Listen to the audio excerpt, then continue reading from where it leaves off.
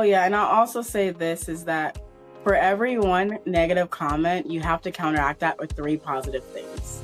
And I know that sucks, but that's the ratio and it just is what it is. So figure out what your positive things are and consume that. You gotta laugh it out, walk away from it. Don't delete the entire video. The worst thing that you can do is private it. But please, for the sake of your account, do not delete it. Just put it as only me if you're really having that big of a time. Just don't delete it. Because when your mental health is backing up, you'll probably say, no, everyone gets to see it again, and it's not gone. Welcome back to the podcast where we explore the creator economy and how you can succeed in it. Now, our guest today is a multifaceted social media creative who loves to be known as the one-stop shop for well-being, personal growth, and success. In their own words, I'm more than just a content creator. I'm a community builder, a mentor, and a friend. Charente, welcome to the podcast. Thank you for having me, Jake. I'm just really happy to be here. I am pumped to talk to the social media bestie. Let's go. How's your day been? My day has been wild, to say the honest least. Social media, I feel like I need to uninstall it at this point. And this is just where I'm at. Yeah, I've had a few moments like that myself with social where I just go, okay, I can't be on TikTok anymore. I don't even want to check my app. I'm sick of all these notifications and comments, and it's just like, now this is getting too much. How do you take breaks from social regularly as a creative? What's your strategy there? I do. What I do, honestly, is my family doesn't like this. My friends don't like this. But I stay on D&D. So I don't get notifications. I don't get anything. And you do have to call me twice to get a hold of me. They don't like that, but I do that for my mental well-being. And YouTube comments got to the best of me one day. And I was like, I forgot I can turn off my notifications. So that's what I did to help me. In addition to that, I also make sure I have in real life things to do, like doing fitness or going to the chiropractor or acupuncture to get alignments, just to get out the house and not be on my social media or thinking about, what do I need to film next? I leave it alone. I let myself be wherever I'm at. I'm glad that I can really empathize with that. What do I need to film next? I feel like that's what my brain screams at me all the time, whether it's a piece of content for a brand or just for my own social. I'm like, wow, what do I need to film? Even on the weekends, I'm like, I just can't switch that off. And it's just a skill that I need to work on. But I would love to give you a bit of an introduction to the listeners and creators in the audience. Can you explain to us a bit about your story, how you became the one-stop shop for well-being, growth, success when it comes to your content? Where does that all come from?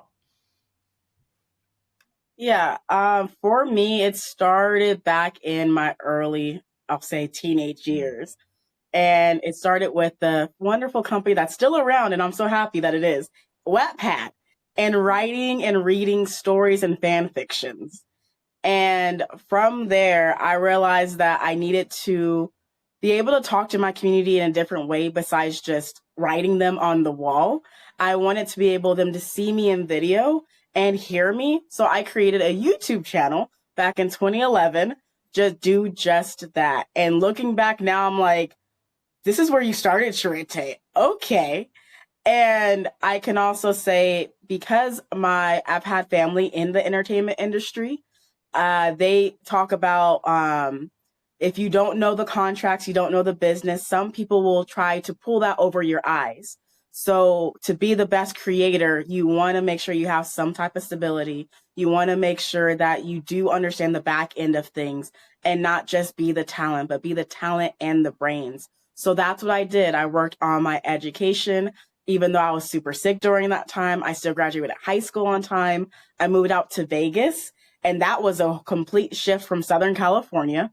I worked as a sales associate. I moved into customer service with UPS, moving to MGM and being in talent acquisition, to now working in systems at Dutch Bros Coffee, in addition to creating content, photography, writing stories, and all the in-betweens, because that's how I cope with existing in this world, is I create content. Yeah.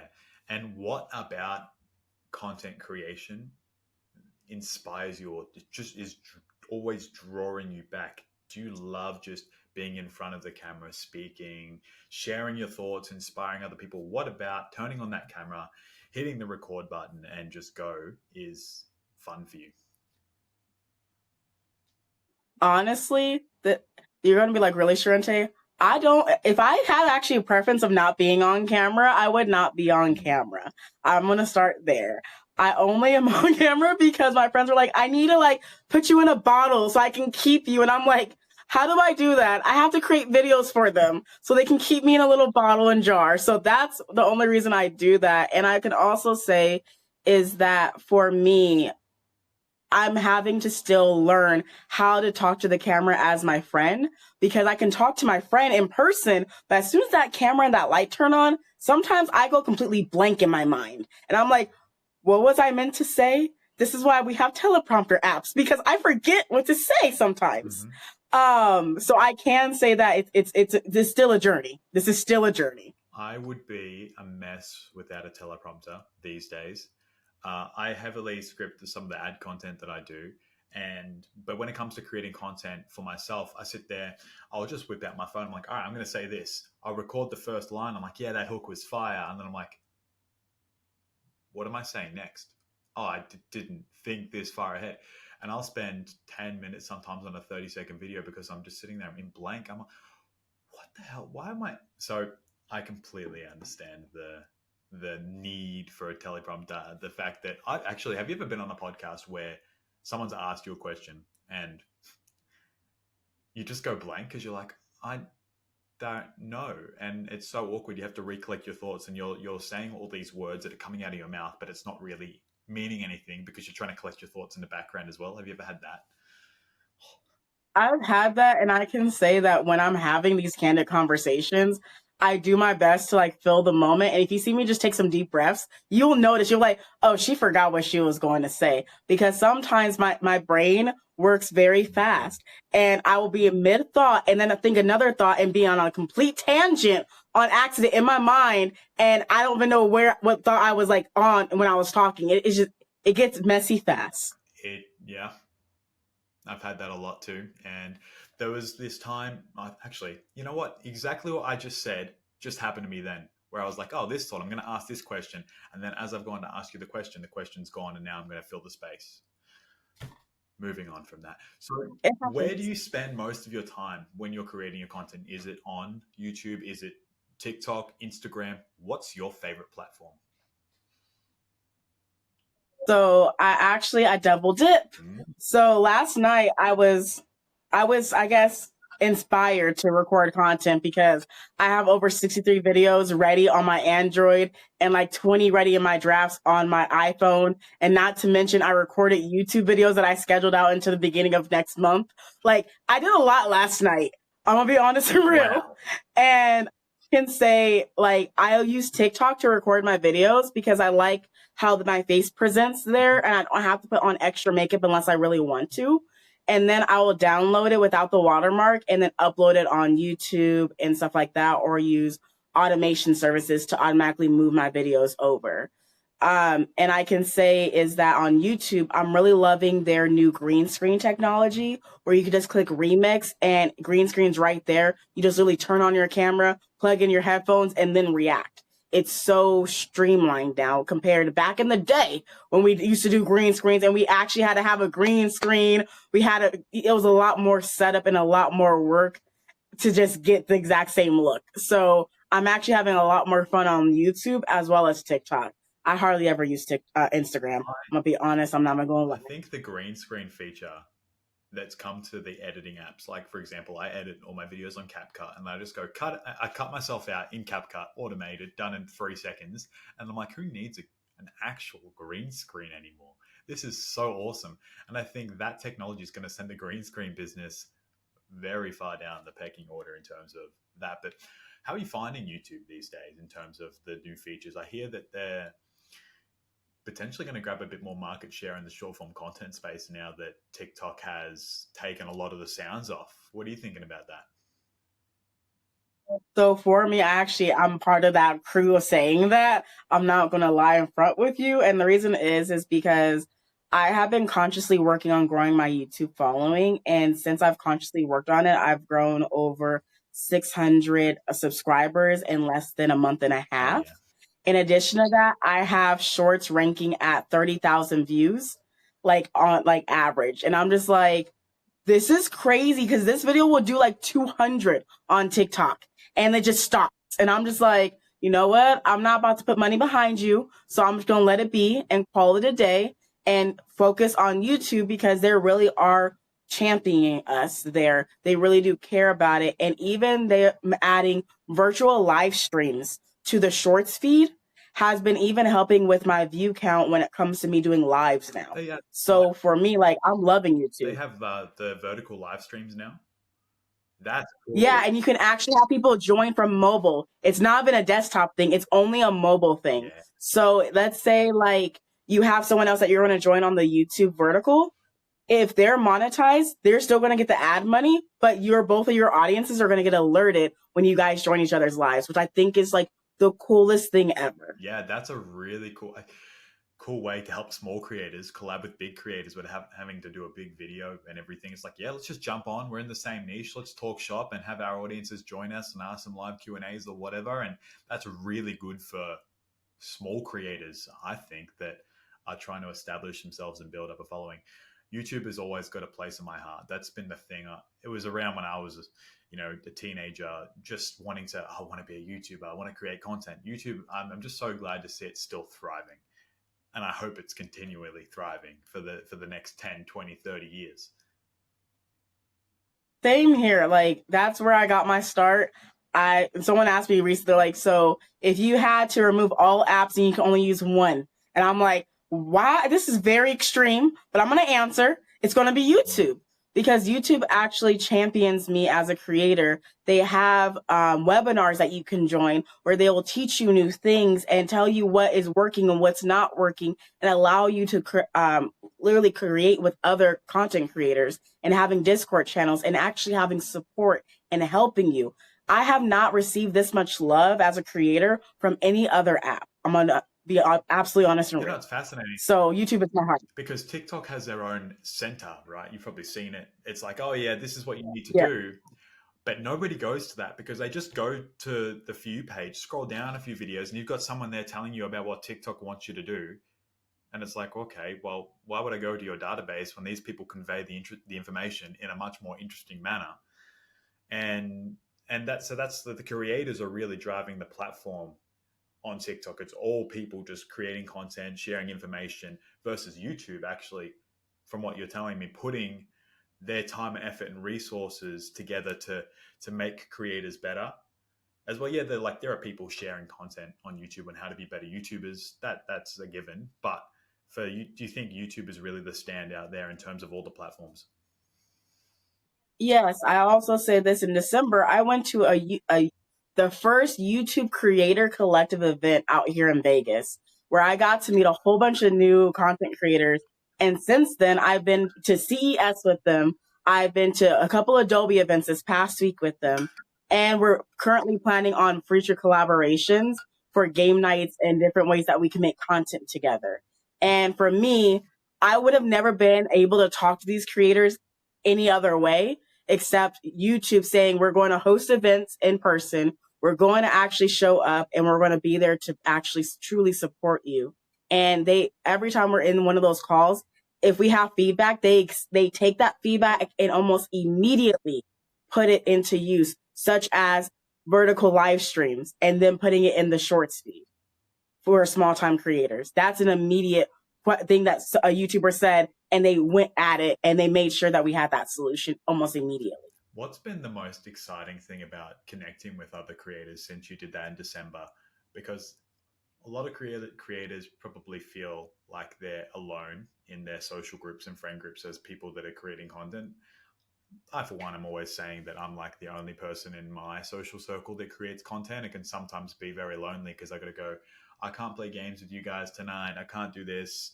I've got this content to film. I really want to get this out. And they go, yeah, cool. Have fun with your little YouTube channel or whatever. Not saying that they specifically do it. But, it kind of feels like that sometimes where they just don't understand the passion and the love that we have for for creating content. So how's it been for you connecting with other creators who share that same energy? Honestly, I feel like it literally just lights my fire in my creativity because I went to, last night I went to an Adobe event and I actually won an Adobe pillow.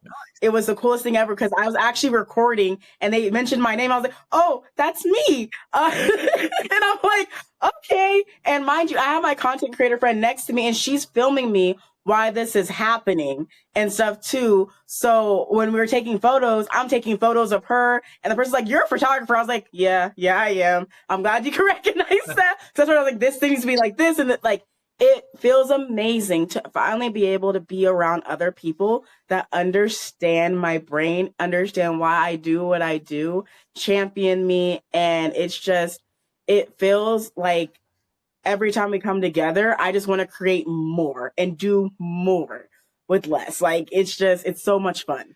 Every time I have a conversation, hosting this podcast, and I get to meet someone in the creator economy, I'm like, where have you people been hiding? And the more episodes I do, the more people I connect with on LinkedIn, Creatorland, and connect with creators. I'm like, there are people that love content. They're not just people on social media who just create a video and then they go and do their own thing. No, these people, they want to connect. They want to have these conversations because they also feel the same way. And I get so excited, and like your fire gets lit in you. I'm like, this is exciting. I want to talk more. I could just spend the rest of my life talking about content and probably never get bored of it. And I want to have access to these high level conversations. But then you think, all these big creators, right?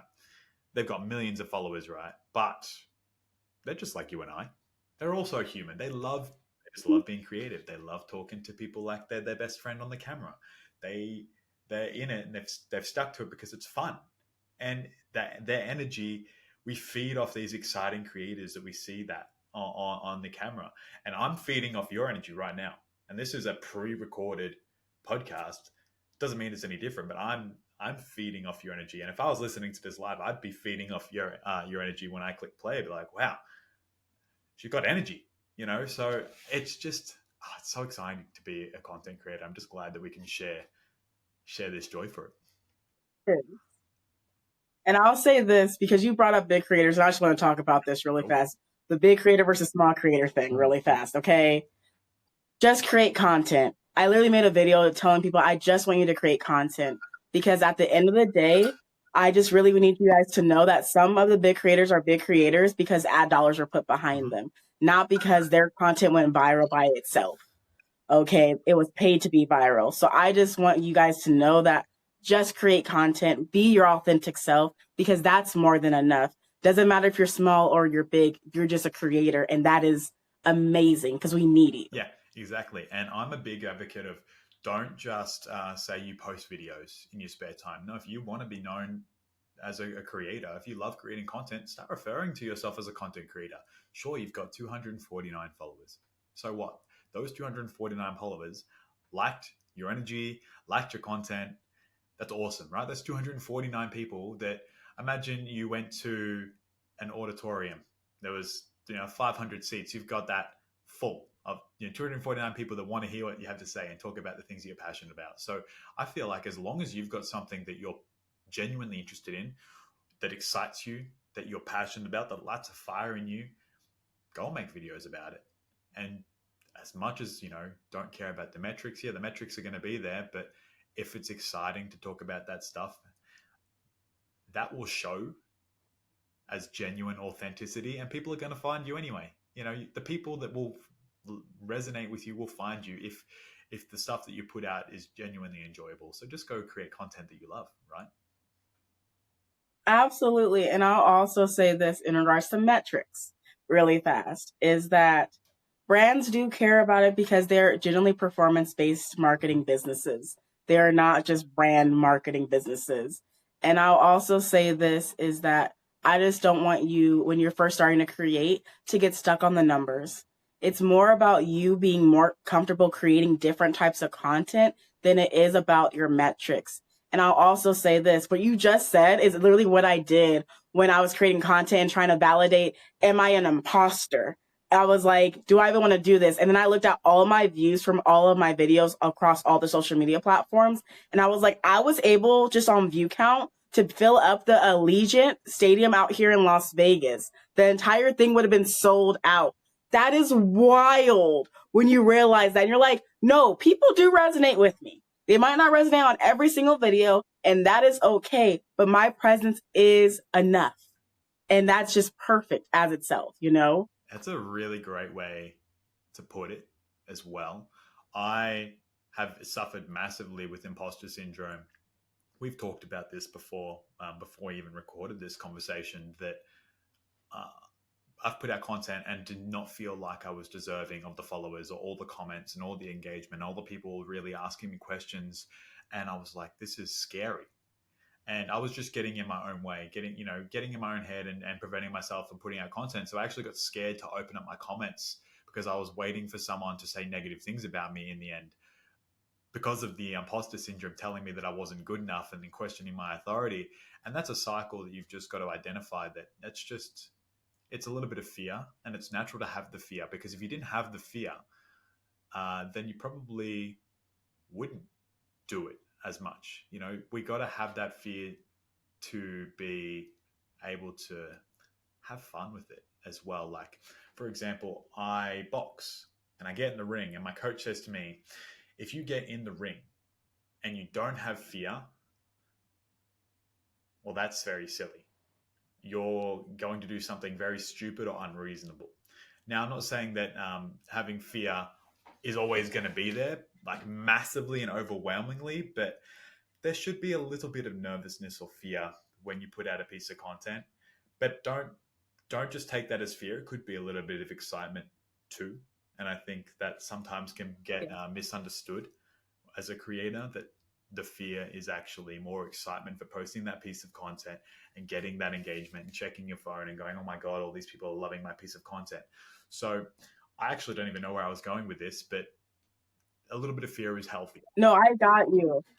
I'll pick it up. I got you. That's what I was like, this is all we feed up each other. I'll say this, is that I actually posted a video and you talked about me with this video that I pinned on my TikTok about imposter syndrome and going into an event and me not realizing that the fear that I actually felt, that nervousness, was true excitement, but I forgot what excitement felt like. So I also want to throw that out there to say, remember that how your brain works. Your brain works on past information. That's all it can work on, past data sets. And when you are doing something that you've never done before, of course you're going to have the nervous willies. Of course you're going to have a little bit of fear. I just recommend that you push past that and still do it anyway, because you showing up is what we need. And I know you might feel like it's fear. It's excitement just disguising itself as fear. Because remember that fear is false evidence appearing real, even though it's not real. Okay? Because I just want to throw that out there. A previous podcast guest said to me, Jenny Johnson, she said to me, feel the fear and do it anyway. And this was a video that she made on her social, and she posted and did really well. And it was just her saying, feel the fear and do it anyway. Feel the fear and do it anyway. And that to me is, that resonates strongly with me, because there's so many times where I've had really scary conversations. Well, I think, hey, let's say before this podcast, I'm anxious, a bit fearful. I'm like, oh, what am I going to say? And I've got to take a deep breath and go, feel the fear and do it anyway, because that half an hour will actually go surprisingly quick once you're in there. And then you're on with the rest of your day. And then suddenly that was 3 months ago. Feel the fear and do it anyway. So you can sit there and let it grip you and prevent you from taking a step forward, or you can acknowledge the fear, that emotion with whatever it is when it comes to creating a content, also real life, and just take a few deep breaths and realize that time will pass regardless of what happens in the next 30 minutes. So feel the fear, do it anyway, move forward through it. Absolutely. As a content creator, honoring all of your emotions is so important. I teach this in Affirmation Station Show, one of my podcasts, that The fear, the emotions is just the background music of your life story. And yes, you are the main character. No, you're not the side character. And there's nothing wrong with like the Jaws music if it's like one of those scary moments, or a really like upbeat tune because you're about to like, it's that great day of being alive. You just woke up and you're excited. It's that exact same thing. Those are your emotions, and they're all super, super powerful.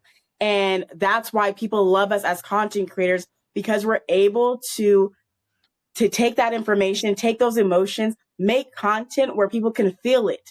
That's why they love it. And when they feel it, you can actually heal it. Whatever that is, if it's a trigger that's good or a trigger that's not good. But if you don't feel it, you can't heal it. And that not feeling allows you to get sicker than you want to be sick in your mind and in your body, because your emotions stay trapped in you. What's your message around self doubt for content creators? Because this is very much on the topic of, the imposter syndrome and maintaining the challenges of self doubt. I've expressed that I've had a lot of self doubt when putting pieces of content out. Well, who wants to listen to me? Why would anyone want to listen to me? Why would I go on this podcast? Nobody's going to care, for example. I've managed to work through that, regulating my own thoughts and feelings, but then it will still come and present itself at a point in time. How do you manage your self doubt? Are there things that you say to yourself or a routine that you take yourself through when you're challenging your own self doubt? I will say the first thing that I do is I have awareness that I am being doubtful in that moment. That's the first thing. The second thing is I say, I'm sorry, please forgive me, thank you, I love you. This is the Ponopono mantra and prayer. I say this in regards to any feeling that comes up, because I have found that has bring me to peace really faster than me saying anything else. And then sometimes I'll even say, I love you, best friend. I'm proud of who I am today, and I look forward to what today brings. No matter how I feel, I'm totally healed. No matter what they say, I'm okay. No matter what I see, I am at peace in the highest degree. I got this. And then I go into this whole little thing of I attract with love. I remember with love. I am love. And no matter what you have to get done today, my main goal today is to have an enthusiastic, fan-fucking-tastic, prosperous, productive day with minimal effort, just being me. Like, I have like an entire mantra that I go through if it depending on how bad it is, because there's levels to the doubt. Please know, like, it's not like, oh, it's the exact same. No, it feels different every time it presents itself. So in that different feeling, I throw another coping mechanism after it. Sometimes I will literally just say, you know what, I'm just going to paint. I don't know what's going to happen, but I'm going to get this brush, I'm going to get this paint color, and I'm just going to paint, and we're going to see what happens. Because for me, I've learned that having multiple coping mechanisms helps. And I also say sometimes I write down what it is that I'm doubting. I write everything down. I look at it, and then I realize I've dealt with something like this before. I have evidential information. I have the receipts in my mind. There's no reason to doubt. There's no reason to fear, because it's always worked out for me. I use that past data myself. Now, I often look at all everything I'm going through and I'm experiencing. I've experienced a variation of already, and that comes from the self awareness there. So I could now, let's say I'm going to start YouTube and create content. I go anxious. Who wants to listen to me? But I'm like, well, Jake, you've already created content on TikTok. You've created podcasts. You've done newsletters, and people showed up, and people consumed your content all the same, and you felt self doubt every time you did the same, create content on those platforms as well. What's different about this? What's different? And for before that, me speaking in front of people, Jake, you've spoken in front of groups of people before through your work. It's the same thing, a little bit of a different situation, still the same self doubt. You've overcome this before. You will be okay, just like last time. And the more you challenge yourself to accept that, and you can look back and look at your own information pool and your data sets, like you said there, it gets easier to present and front to those challenges of self doubt going forward. So that, yeah, the self doubt will always be there. That's just a part of nature, human life. We're always going to have that opportunity to have self doubt come through, whether it's a different set of circumstances that trigger that self doubt, but it's always going to present itself. It's just how you realize that you do have the skill set for it and how you can recognize when it's happening and pull yourself back to where you want to be. So I think I'm taking a bit of ownership of that you've been through it before. So important as a creator when putting out content, because if you can't manage the self-doubt, you'll eventually just stop creating content. And that's if that's the thing that you love, if that's the thing you truly love, why would you let a little bit of self-doubt stop you from doing the thing that you love? Absolutely. And I'll say I've run into creators that have given up on their entire pages and they can't get it together. And I talked to them and they let me know what was going on. And I'm like, you realize every time that you showed up, I actually was super happy to see your content. I don't think you even realize that because sometimes I'm so busy scrolling that I didn't put a comment saying, you go girl. I love seeing this. Keep it up. You don't see that or hear that all the time. And I just want you to know that you're doing more than enough. And I'm so happy to even say this. That particular person is starting to create content again and she's planning it out. And I'm super excited to see her stuff because it really does motivate me to continue creating content. I've stopped and started content creation, let's say on my TikTok, where I talk a lot about personal growth stuff. And over time, that what I've wanted to put out has changed as I've gotten more deeper and deeper down the rabbit hole. I'm like, I don't want to put this content out, but I'm like, what do I want to put out? And then I get stuck in this bit of a rabbit hole. But then I eventually come back. I'm like, no, I can talk about this stuff. And I put out a couple videos here and there and post about something. And then someone will go, I haven't seen you in ages. It's so good to see you putting out videos again. And it's like, well, why haven't you been saying this all along? But just because someone doesn't leave a comment doesn't mean they're not watching.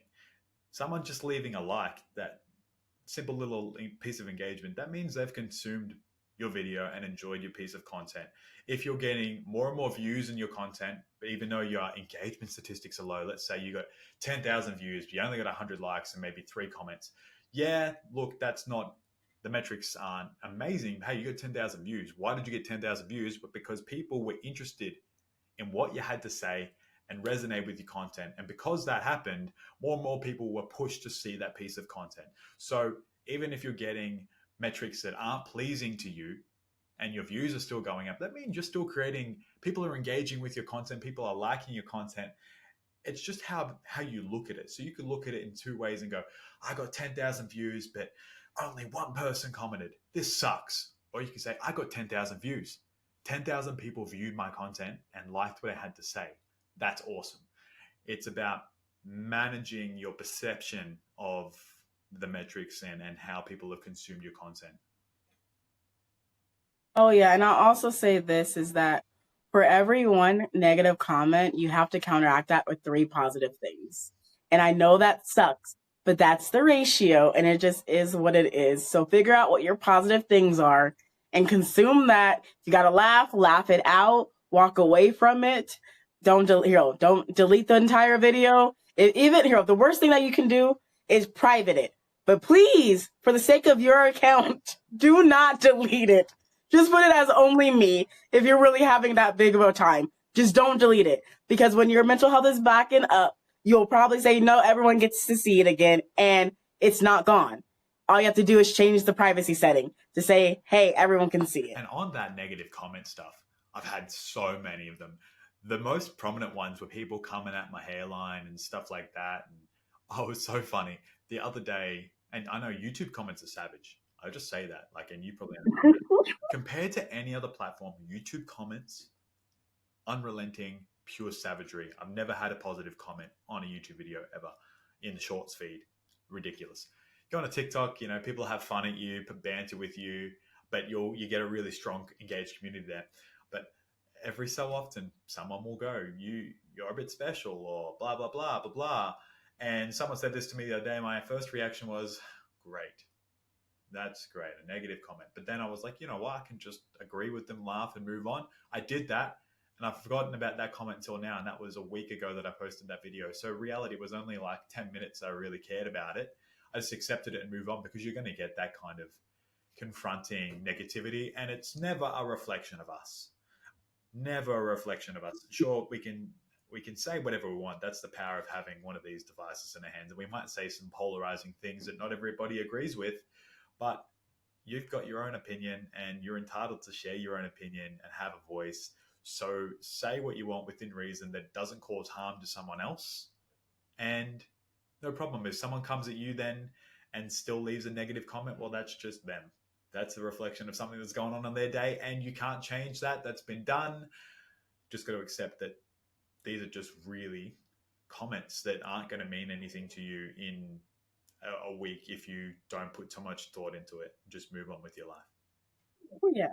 And I can say this is that I made a video actually about this. And I was like, my three favorite buttons as a content creator is block, report, and delete. And I say this like jokingly, but at the exact same, I'm very serious about it. So I've had a situation where someone wanted to go. I made a post here. I made a post because recently I found out that my position at the company I'm at is dissolving. And it was my first day coming back and I was doing fine. The video was going okay. And then the cheers, and they just started dropping. And I was like, I'm not re-recording this. This is what it is. And at the end, I was like, I'm really hurting right now. I post this on YouTube, Instagram, and TikTok. TikTok, they showed me all the love saying, hey, it's their loss. I'm sorry you're going through this. I'm sending love and light. And I'm like, thank you so much. YouTube, they came for the jugular. I did not anticipate it.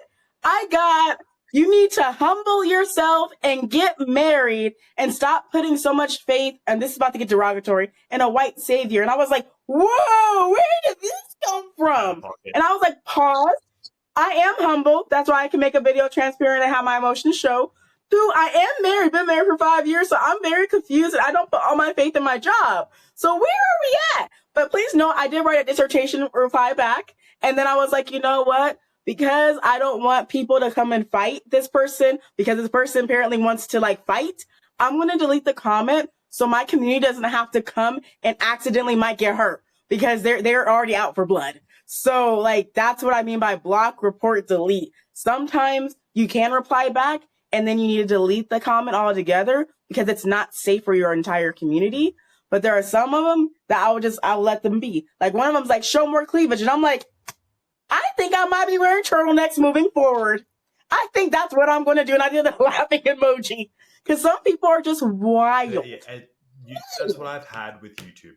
And it's the most off-putting thing as a creator, anyone who wants to create content and put something out online, whatever your goals are, whatever your reasons, your why, however you want to do, whatever you want to do with it. That's the scariest thing for me, and that's the most challenging thing I've always had to deal with. And that's not just because of content, because I've just been a bit of a self-conscious person ever since I was younger. I could just tell you I've always been very scared of how people perceived me, and my self-esteem I was always felt vulnerable. I've always been quick to cry in situations. I just couldn't regulate my emotions. Even though I'm really good at it these days, I just can't bear the fact that if I post a video and I get 3 or 4 hate comments and nothing positive, I'm like, why do I want to do this? And it's just that's the toughest thing for me as a content creator, is putting out content that I think is great and that I love, and then just getting nonstop hate from random strangers, and then having to go through this cycle of, Jake, it's actually not a reflection of you. Like everything that we said before, it's them. And then I'm like, yeah, okay, cool. And then you're like, do I delete the comments? Do I admit defeat? No, do I just accept them and move on? It's a battle, that negativity in the content creation space for absolutely no reason. And all I can think of it is someone who is just not happy in their own position and thinks it's funny just to shit on people online. Excuse my French, but it's that's the one aspect of social media that we're just going to have to live with. We can't go away from that.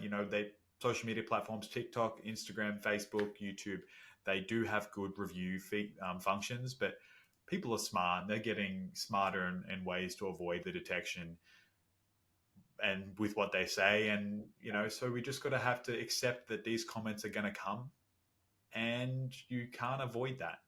And you're just going to have to take it in your stride, take it on the chin, and move on, because it's not going to realistically matter to you if you don't give it the time and energy. It will pass really quickly. And I'll also say this is, you touched on something that I don't even think you realize you touched on. Us as humans, we want to belong. And in a society that taught that shame was the game that we have to play, it makes sense why we are always overthinking and questioning ourselves, because shame is deep in the core of all around the world. So, and mind you, I just want to remind you guys that you do belong to a higher purpose. You do belong to content creators, and we are not shitting on you. We love you, and we want to see you can show up authentically as yourself. So remember, there's one of them, and there's more of us creating content. So please don't forget your other besties, because we exist, and you can always reach out to us because we would love to support you in that journey, saying, no, you got this. We get that they're saying what they're saying, but remember that is them, not you. And if you play into it, that's exactly what they want, because everyone wants to feel seen. They want to feel heard. They want to feel valued. Okay. So if we can remember these three things, it makes it just a little bit easier when we're dealing with the not so fun parts of social media. So I just want to say, on behalf of me and the rest of the content creators that are listening to this podcast, thank you for your honesty and transparency and just being raw and vulnerable and sharing the things that you've been through as a content creator, as a person, and what you've experienced and how that's helped shape your perspective, and now how you're guiding others and putting content out in that space, just being the best friend for someone on the other side of the screen, and just taking ownership of everything that you're going through. And it's just been a really fun, open, honest conversation, and I appreciate it. I really do appreciate you being able to just share whatever you felt like sharing and being really comfortable with it. So thank you so much for giving us your story. Yeah, Charente, thank you so much. And creators, we want to let you know that we appreciate you, and that you can reach out to us anytime if you're going through something with your mental health, your self-doubt, your imposter syndrome, and you're afraid to put your face out there. Our DMs are always open. You can connect with me on Creatorland. Charente has given you your social media, wherever you want to connect with us, to ask a question, or just to have a bit of a conversation so you don't feel alone. We are here, and we are always ready. So thank you so much for listening to this whole podcast episode. We really do appreciate it.